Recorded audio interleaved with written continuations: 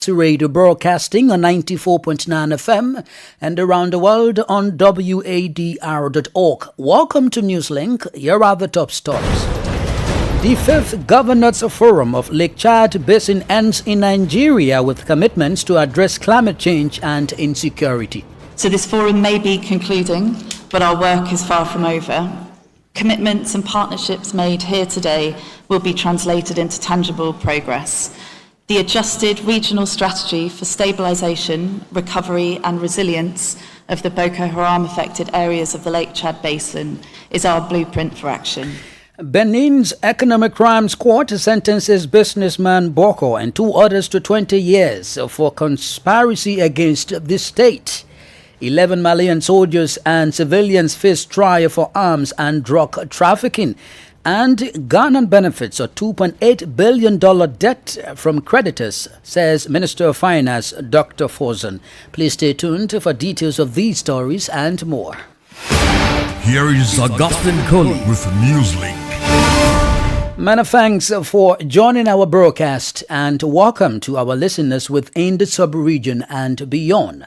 The 5th Lake Chad Basin Governors Forum has come to a close in Maiduguri, northeastern Nigeria. At the end of the day, Regional Conference on Peace Building key stakeholders reaffirmed their commitment to address insecurity and climate change in the Lake Chad region. WADR's Usma Umar brings us more.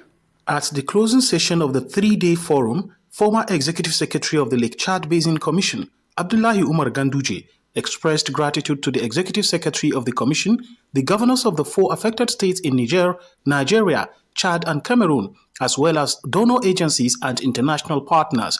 He commended their efforts in restoring stability and tackling environmental challenges.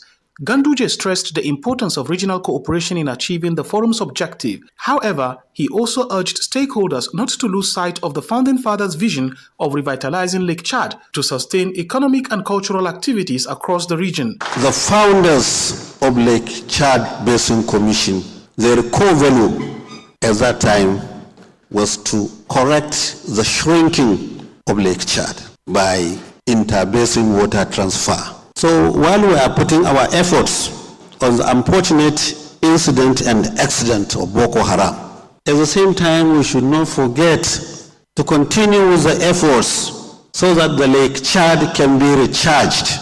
Speaking on behalf of international partners, Elizabeth McGarver, co-chair of the International Support Group, called on all stakeholders to remain committed to achieving lasting peace in all affected communities. What has really resonated with the development partners of the International Support Group is the profound resolve of the people of this region, represented by all of you, to craft solutions that are not just effective, but deeply rooted in local voices, traditions and aspirations.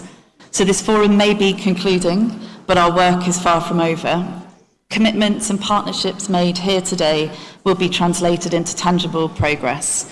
The adjusted regional strategy for stabilisation, recovery and resilience of the Boko Haram affected areas of the Lake Chad Basin is our blueprint for action. Through continued partnership, trust and accountability, we will see lasting change.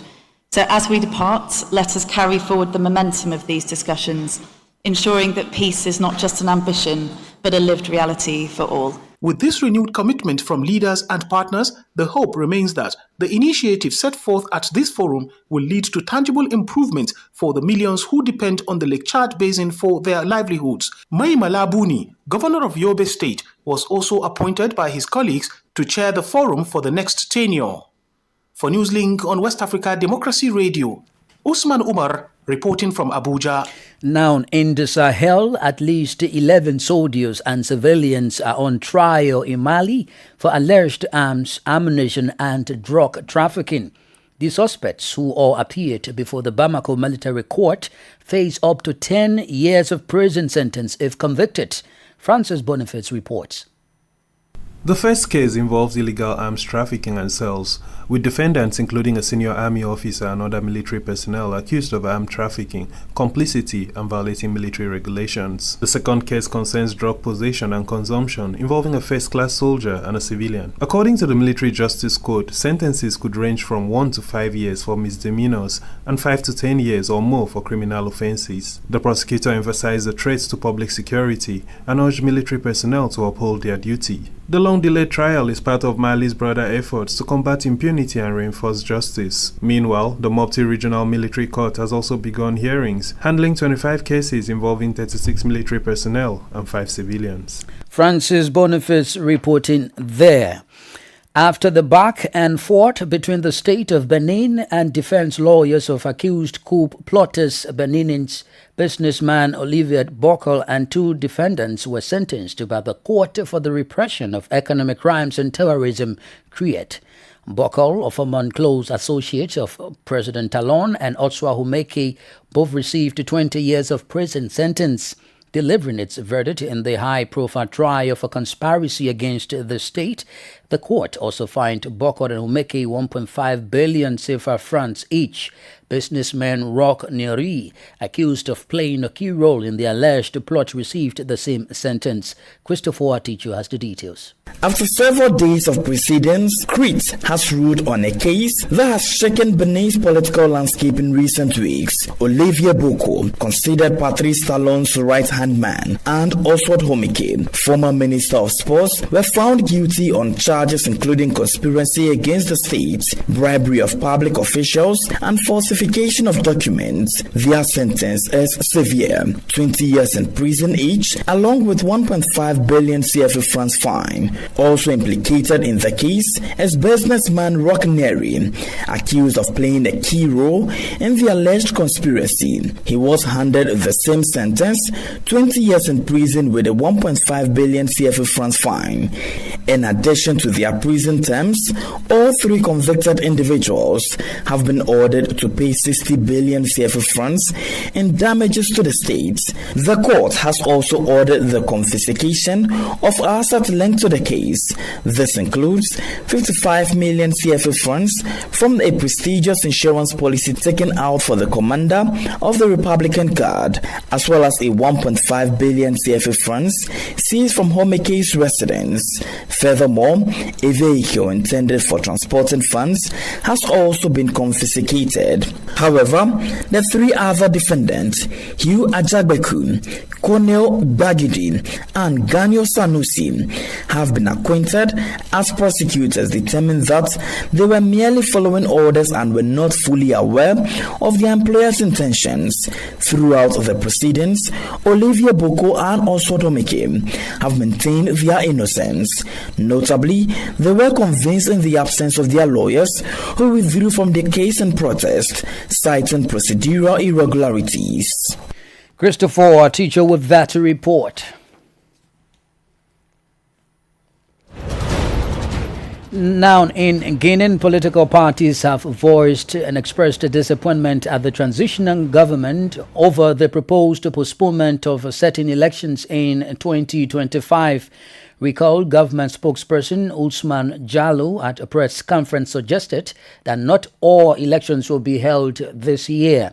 Politicians have described Jallo's statement as a sign of disorder at the highest levels of the state and have urged General Mamadi Doumbouya to take responsibility by providing a clear and precise electoral calendar.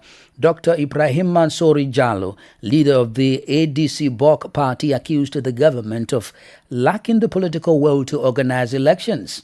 A similar stance has been taken by the Union of Democratic Forces of Guinea, led by Selou Dallin Jallo. Samuel Kuroma, a member of the opposition party, also criticized the government's stance.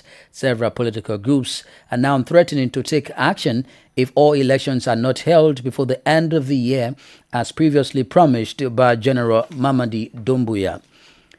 Now to the Gambia. Government spokesperson Ibrahima Sankare has said President Adama Barrow is unmoved by Yahya Jammeh's recent comments about returning to the country. The government mouthpiece stated that the Gambian leader recognizes Jammeh as a citizen of the country who has every right to return home. However, he must be answerable to the allegations of human rights violations during his presidency. Here is an excerpt from Sankara's statement. President Barrow has a clear-cut mandate by the Gambian people.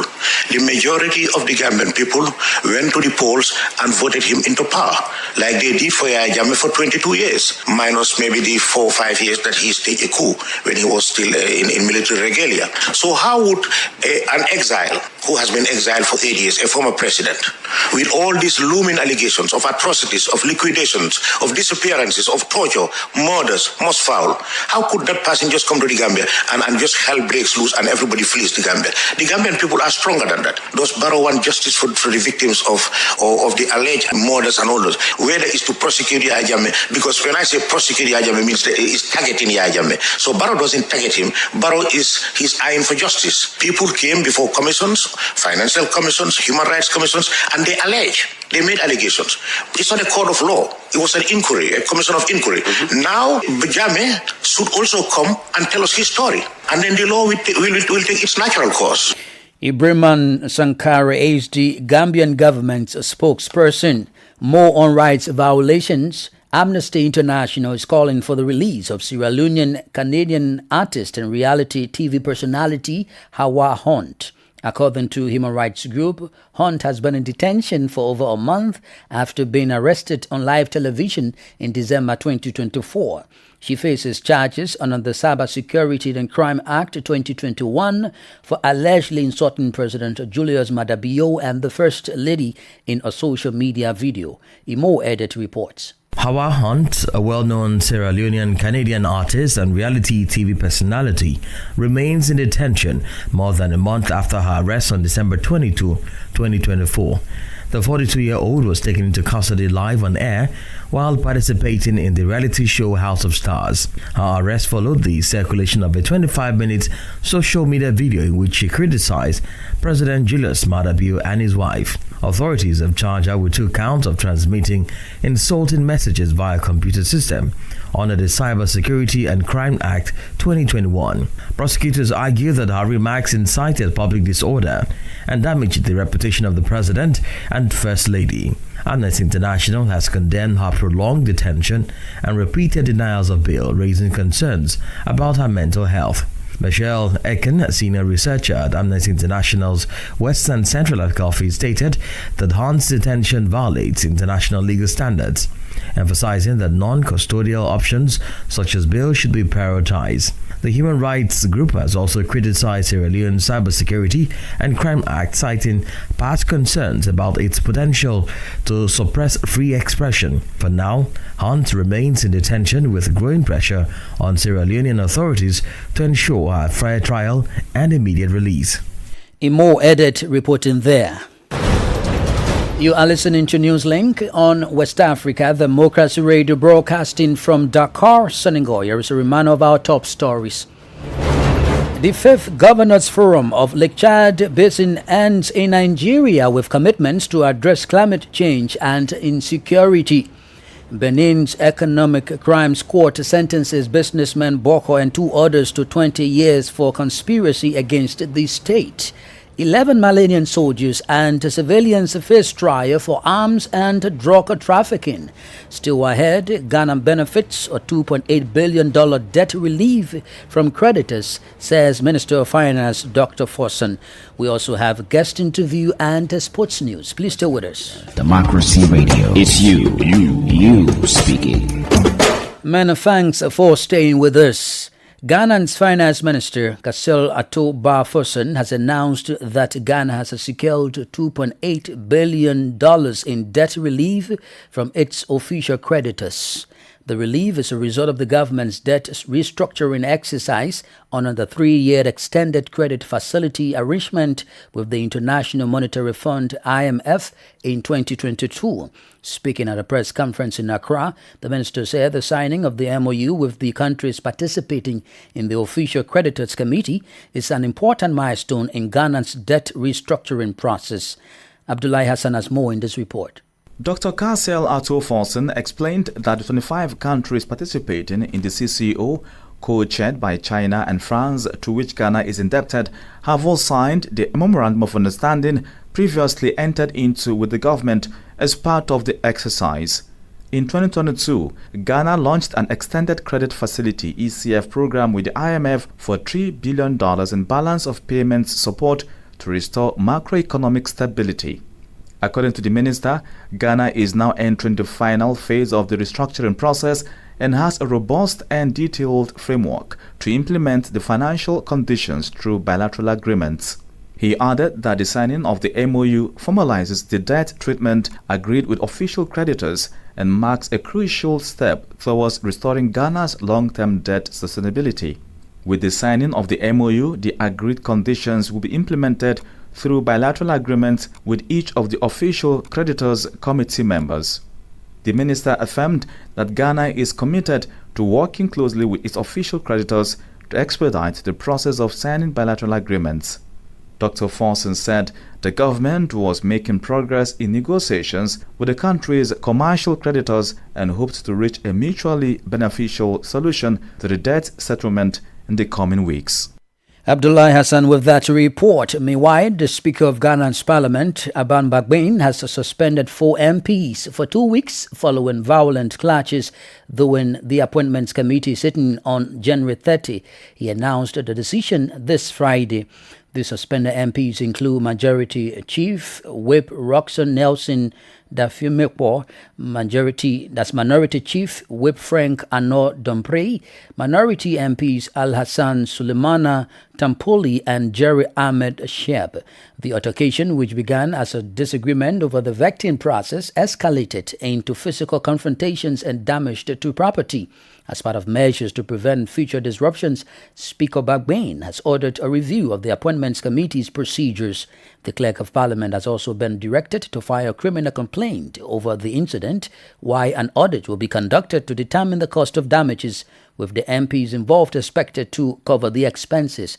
Speaker Bagbin stressed that these actions are necessary to restore order and protect the integrity of Parliament. Parliament cannot continue to excuse misconduct under the guise of political disagreement. Consequently, the following emergency measures are to be taken with dispatch. 1. The circumstances of the absence of a Privileges and Immunity Committee. In that circumstance, a 7-member special committee shall be constituted under Orders 5 and 20, Rule 4, to conduct a full-scale investigation into the events of yesterday and this morning. The committee shall identify all members involved in the disorder and submit its report with findings and recommendations within 10 days from today. Any member found culpable shall face the appropriate disciplinary actions as prescribed by the Constitution 1992, the Parliament Act of 1965, and the Standing Orders of Parliament. This does not absolve the chairman of the Appointments Committee from performing his duty under Order 268, Rule 3, which says, and I quote, "The chairperson of a committee shall maintain order at a meeting of the committee and decide on each question of order. And A, where a member persists in disorderly conduct, the chairperson may refer the conduct of the member to the House for determination." And so I expect the chairman of the committee to also submit a report to this House. Ghana's Speaker of Parliament, Aban Bagbin. Now to health matters, Niger has officially become the first African country to eliminate onchocerciasis, also known as river blindness. The announcement was made on Thursday by the World Health Organization, WHO, during World Neglected Tropical Diseases Day. Onchocerciasis is the second leading cause of blindness worldwide. More on health news. The Democratic Republic of Congo has seen a surge in mpox transmission and suspected Ebola cases over the past few days, with the spread of the disease attributed to the ongoing war in the country. This is according to the Africa CDC, which revealed that in a press conference on Thursday. Africa CDC Director General Jean Cassinan in the press briefing said ongoing security challenges in the DRC, where the conflict in Goma had escalated, have increased mpox transmission and suspected Ebola cases. He revealed that the ongoing crisis in the DRC has significantly disrupted disease surveillance and response efforts. Politics, Analyses on major news, social matters, and all. This is A Guest. This segment of Newslink takes us to Ghana, where chaos erupted at the Parliament's Appointments Committee following a heated standoff between the minority and majority caucuses. Members of the opposition New Patriotic Party minority demanded that the vetting of ministerial nominees for the Foreign Affairs and Health Ministries be rescheduled to Friday, citing concerns over the day's proceedings. However, the National Democratic Congress majority side firmly rejected this, insisting that the voting should proceed as planned. Our guest is Paul Osiekufo, coordinator of the Center for Democratic Development in Ghana. What happened yesterday is condemnable and it's quite unfortunate. It's a bit embarrassing to us considering the many years of democracy that we have practiced in Ghana. We've had so many power alternations, so one will at least expect that as we are maturing in our democracy, these incidents of brawl and fisticuffs will happen in Parliament. Now, sir, how does this early disagreement and disruption in the Ghanaian Parliament hamper its deliberations on national issues? Our Parliament is a house of debate, and there is this kind of politicking that also takes place in Parliament. So we must also understand the whole situation in this context as well.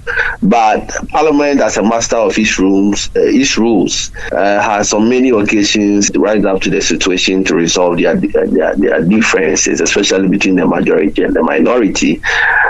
We don't anticipate this incident disrupting the work of Parliament going forward, but it's an incident that is unfortunate, and there must be a solution so that it doesn't recur, because this appears to be the second or third time that we are experiencing this situation. Now that it has begun with chaos, what do you think will be the outcome? So according to the legal frameworks, if the committee fails to reach a consensus on a candidate, the report is referred back to the plenary in Parliament and be taken. That is a secret vote to be taken, and the fate of the candidate will be decided. But I must indicate that the current majority is a super majority, and they can always use their numbers to validate any candidate that they bring. But I think the public also has a role to play. It's through the vetting process that the public also gets to know the kind of aspirants or nominees that the president has also presented. So much as the Parliament, the majority has a super majority, the vetting process gives an opportunity to open up the process, makes it transparent for citizens to follow. So far, I think there have been consensus on all the candidates that have gone through the vetting process. We are yet to see a situation currently in this ninth Parliament where maybe a candidate will be rejected and the person will be subjected to a vote at the plenary. Paul Osiekufo is the coordinator of the Center for Democratic Development in Ghana. And here is Sankule Janko with sports.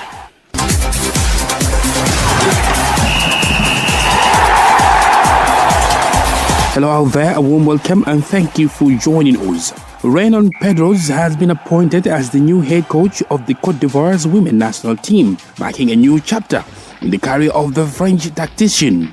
A two-time winner of the UEFA Women's Champions League with Olympique Lyonnais in 2018 and 2019. Pedros succeeds Clementine Toure, who held the position for 13 years.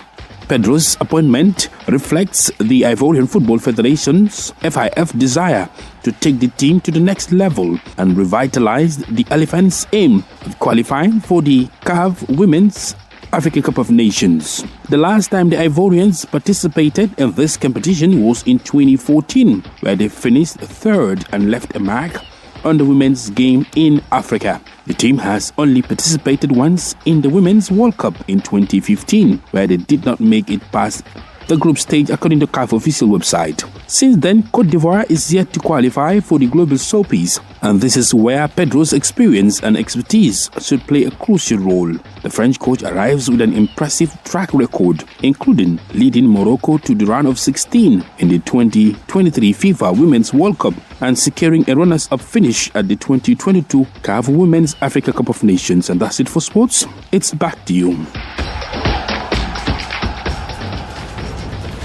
We've come to the end of this edition of Newslink on West Africa Democracy Radio, broadcasting from Dakar, Senegal. Thank you for listening, and many thanks to Maudo Diouf and Umu Danyogo for the technical support.